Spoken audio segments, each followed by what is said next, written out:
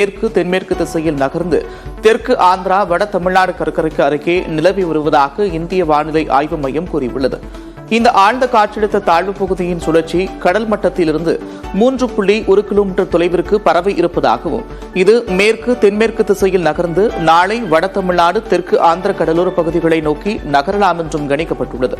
இதன் காரணமாக நாளை முதல் 2 நாட்களுக்கு செங்கல்பட்டு, விழுப்புரம், கடலூர் மாவட்டங்களிலும் 25ஆம் தேதி புதுச்சேரியிலும் கனமழை பெய்யும் என்றும் வானிலை ஆய்வு மையம் தெரிவித்துள்ளது.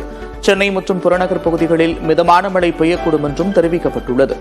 இந்நிலையில் ஆழ்ந்த காற்றழுத்த தாழ்வு பகுதி தமிழ்நாடு கடற்கரையை நோக்கி பயணத்தை தொடங்கியிருப்பதாக தனியார் வானிலை ஆய்வாளர் பிரதீப் ஜான் தெரிவித்திருக்கிறார்.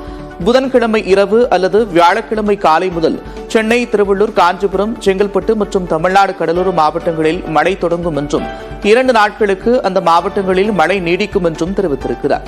அதே நேரம் மழையால் பெரிய அளவில் பாதிப்பு இருக்காது என்றும் கூறியுள்ளார். தமிழ்நாட்டின் உள் மாவட்டங்களில் இன்று மிதமான மழை பெய்யலாம் என்றும் பிரதீப் ஜான் தெரிவித்துள்ளார்.